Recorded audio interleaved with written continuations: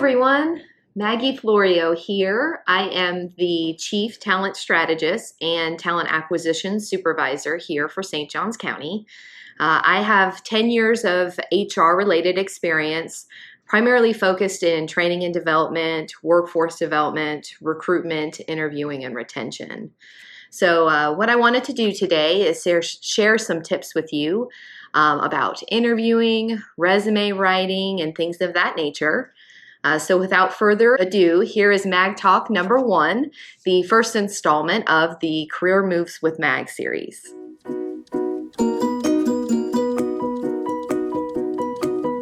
So the first topic we're going to touch on is preparing for a change. So basically this topic is the mental and emotional process that you need to undergo when you are leaving a position. So this is so important because for me, and where I sit, the differentiation between a candidate who interviews good or well and a candidate who does not appears to be those candidates who really reflect on their employment history and understand where they're at today, where they're looking to go or where they want to go. Are those candidates who are able to articulate their skill set well? They're able to communicate things that they do well and things that they do not do well. So here is, my recommendation with regard to that. So take a sheet of paper, and on that sheet of paper, make as many boxes as positions that you've held in your adult working history. So, the first box is going to be indicative of your first job.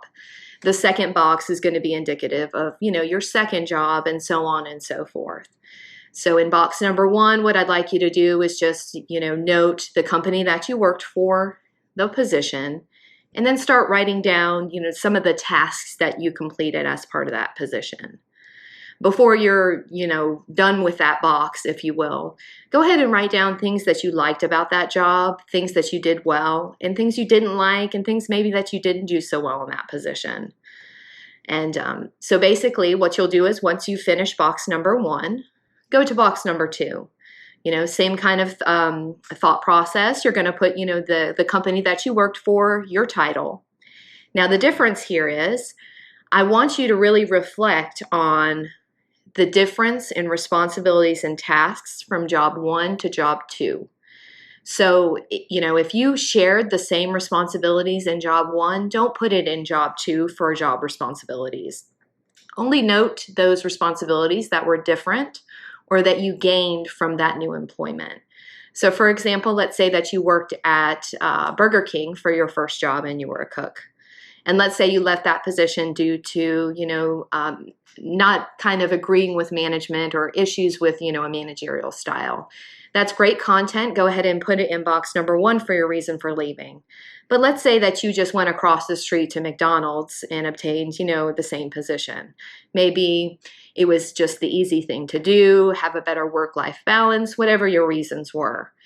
If, the position at McDonald's was similar to Burger King and there were no real differences in tasks, just note that in box number 2. And then basically I want you to do that for job number 3, 4, 5, so on and so forth.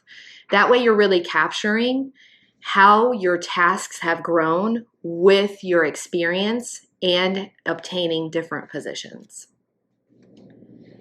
Okay, so once you have completed this exercise using the same sheet of paper, what I want you to do is review the section where you kind of notated what you enjoyed about previous positions, what you didn't enjoy, what you were good at, and what you weren't good at. And what I'd like for you to do is I'd like for you to quantify why you didn't like it. So let's say, I have this position and I'm a front-end receptionist and I'm taking, a high call volume and I'm completing this exercise. And I'm just kind of reflecting on that position, looking back, and I think, I really hated that job because of all the calls that came in. I felt like I was pulled in so many different directions.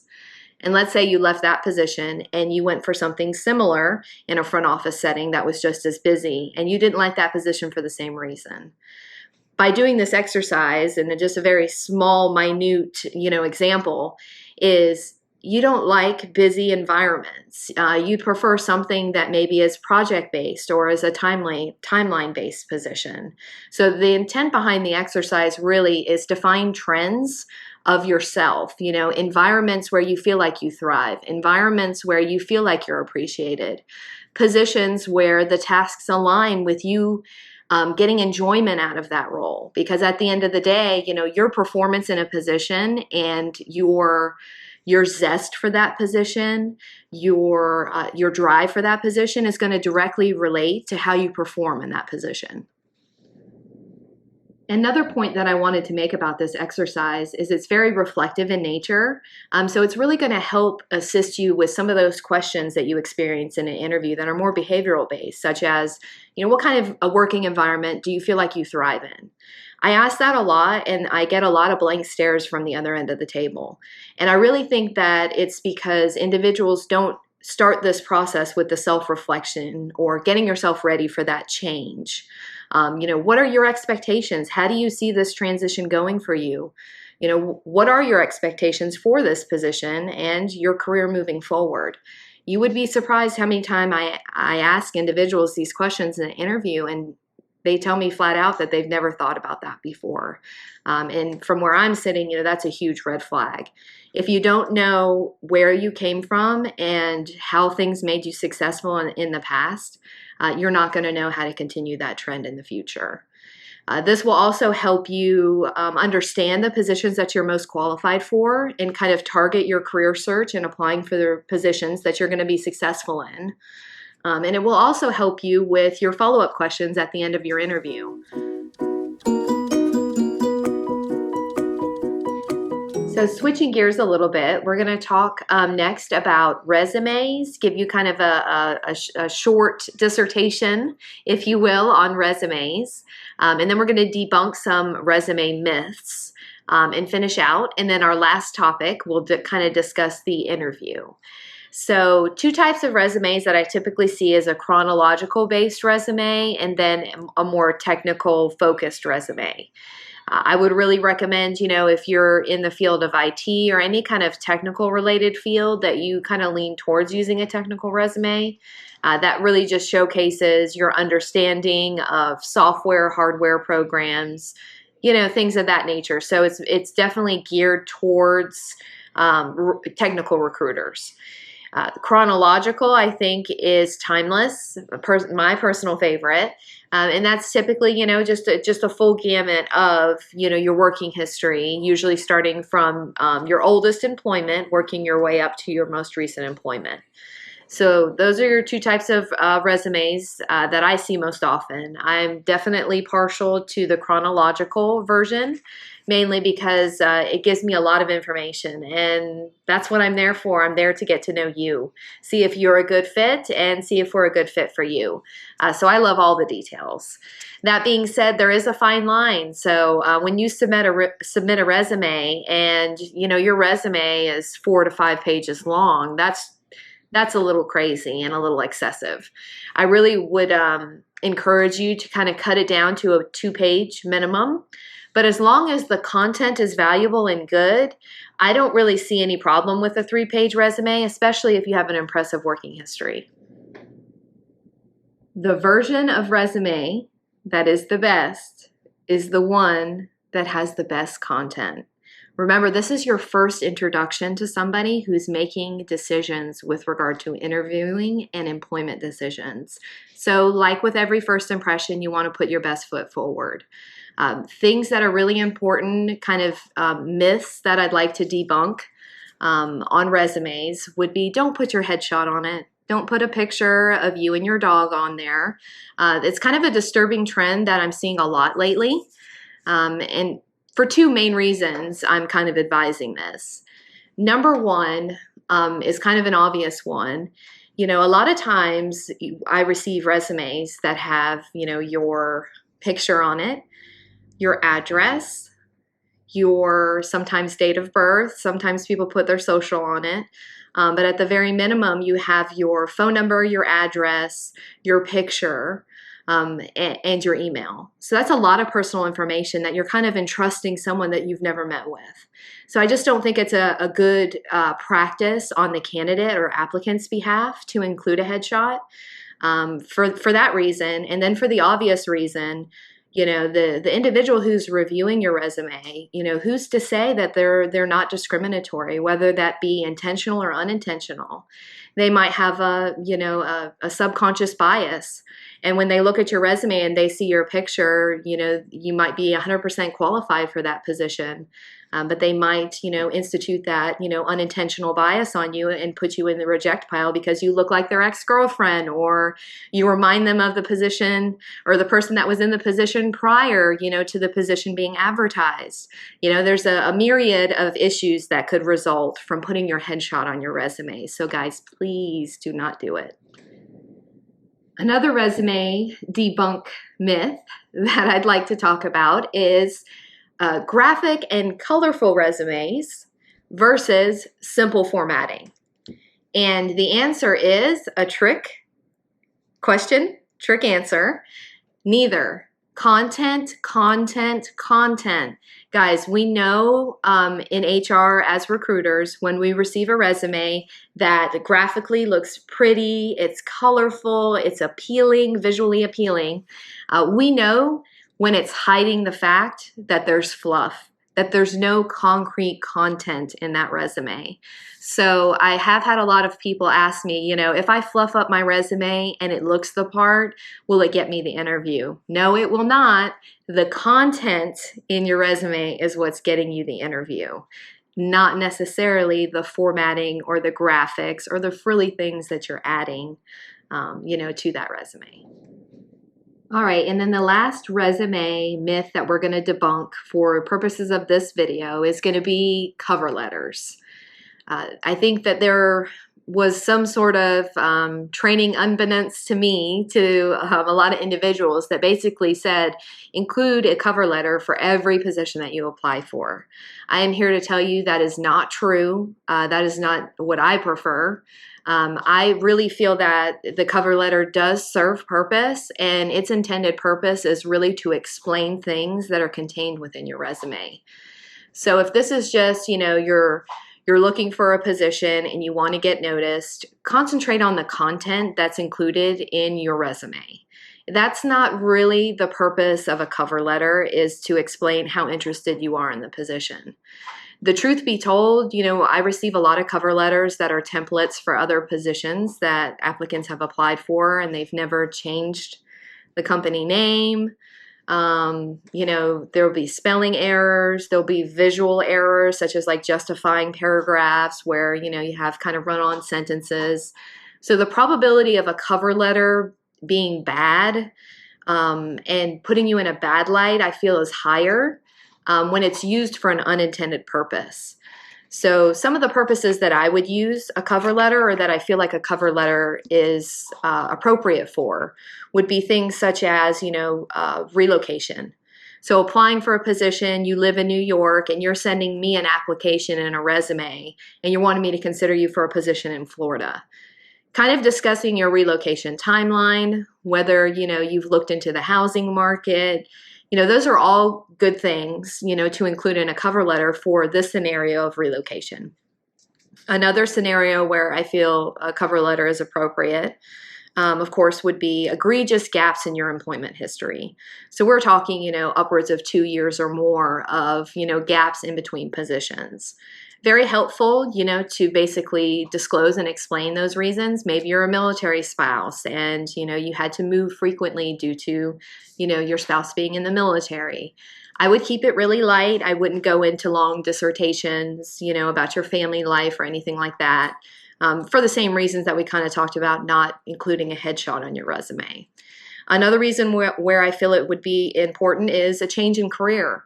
So if I get your chronological resume that shows your complete working history, and I notice that you've always had an IT-focused background and career path, and you're applying for customer service, I think it is appropriate, before an interview when somebody's reviewing you for the position, to complete a cover letter and explain why you're changing career paths, why you're seeking a change in industry, things of that nature. We get this a lot with individuals who retire from companies and they want to go ahead and just start a new career path where it has a lot less responsibility and a lot of times a lot less pay. In those circumstances, I would encourage those applicants with those scenarios to definitely include a cover letter disclosing that.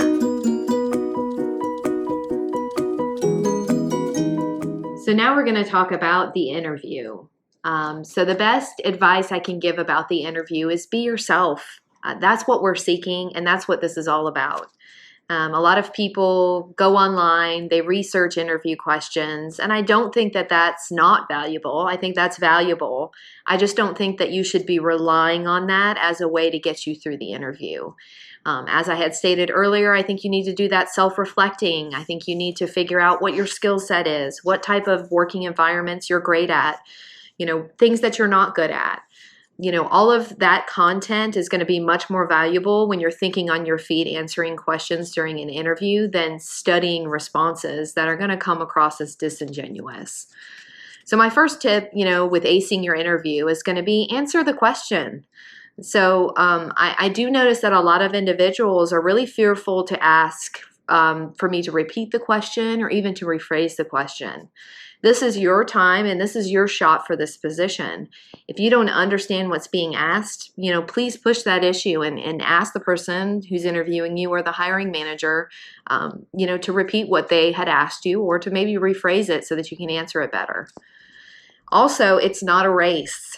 So when somebody asks you a question in an interview, it is perfectly fine to sit there, to think about it, pull an example out from the memory bank, and respond.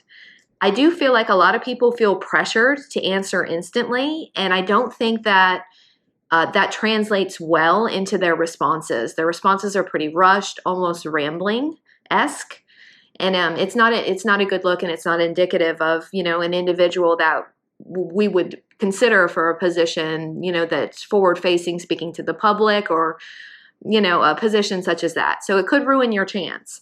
So I would say it's not a race, just stop, focus yourself, and even maybe rely on that working experience exercise that I spoke about, beginning of this episode.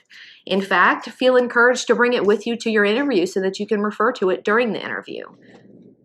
Another question I get a lot is answering scenario-based questions during an interview when you're an entry-level candidate and maybe you don't have the experience or the skills to really even answer the question.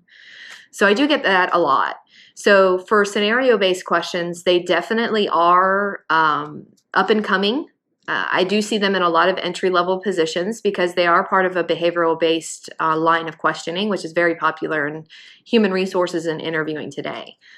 So I'll use this example.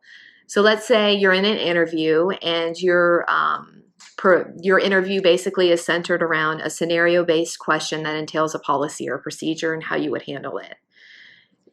Believe it or not, I do get responses to this question that says, well, I just don't know your policy or procedure.